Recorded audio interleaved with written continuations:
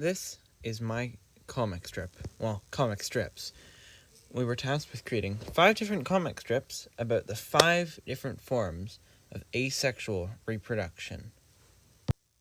These 5 different forms of reproduction are binary fission, budding, vegetative reproduction, probably said that wrong, spore formation, and fragmentation. I will now give a brief description of what each of these are. Binary fission, aka the comic on the left here, is it occurs in a single-celled organism like bacteria and protists. The organism gets longer in size, the DNA copies itself, and then it pinches off into 2 equal-sized offspring. The 2 cells at the end are roughly the same size, with the exact same DNA. Alright, the second one. Budding, as you can see on the right, it occurs in yeast, other plant and animal cells, and even hydra, which is an invertebrate marine animal closely related to the jellyfish. The offspring grow on the parent, sort of like a growth, and this little growth is called a bud. The DNA is replicated, and the offspring contains the exact same DNA as the parent. The bud develops enough and eventually breaks off to survive on its own. The end result is 2 offspring with the exact same DNA, but unequal size. So kind of like father and son or something like that. On the next page, on the left, we have vegetative reproduction. It only occurs in plants. Good example that I did and eventually end up using is strawberry plants. Plants, like the strawberries, will have the stems that grow very long and turn into what is called a runner. As you can see, I can't highlight, never mind. The runners grow very long past the plant, and then they will grow roots where they touch the ground. The roots grown by the runner, may then produce more plants, and in the end, one plant grows into many independent plants. Now, on the right, you see spore formation. It mostly occurs in fungi, mushrooms, molds, but it also can occur in plants like ferns and some bacteria. When a plant or fungi are experiencing unfavorable conditions, like no nutrients or no water, they will release their spores to try and pass on their life, as you can see here. And now we got all these baby mushrooms. And the last one, fragmentation. It occurs most popularly in sea stars and flatworms, aka planaria, which you can see in here. This is based off of what we did in class. Fragments of pieces of the parent's body are broken off, and new organisms or an organism grows from the fragment, and the parent organism also regenerates. The end result is that one organism may produce 2 or more organisms with the same exact DNA. This is my Tinkercad for mitosis. It shows all the phases of mitosis. It has interphase, prophase, metaphase, anaphase, telophase, and cytokinesis, which is partially cut off. The colors don't matter, they're just there so you can see it better. Mitosis contributes to asexual reproduction by the growth of the organism by ensuring that all of the cells of the body have the same genetic constitution.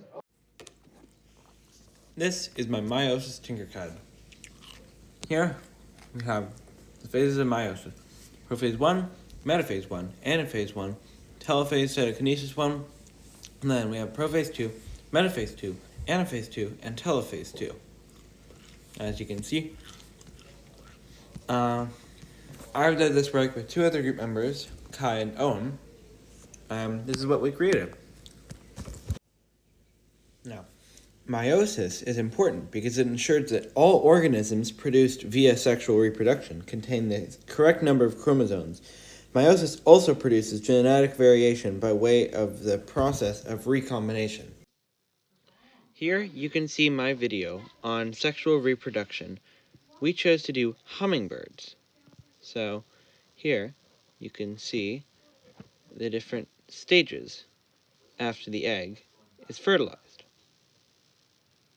2-cell, 4-cell, 8-cell, morula, blastula, early gastrula, did a little finger there, and the gastrula, although I probably pronounced that wrong.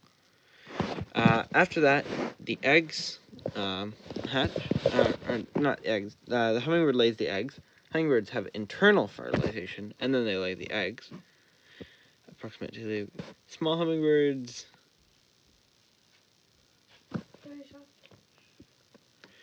They are now family.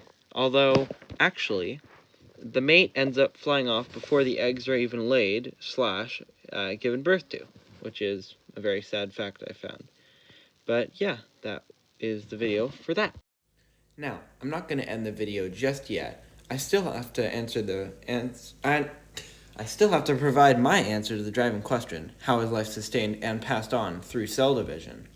With supporting evidence from each of the keystones during this project, aka asexual reproduction comic, mitosis Tinkercad, meiosis Tinkercad, and the sexual reproduction puppet show. First off, we have the asexual reproduction comic with the 5 different ways. Mitosis is really important for sustaining life through cell division because the cells divide due to mitosis, although not half as much as with meiosis.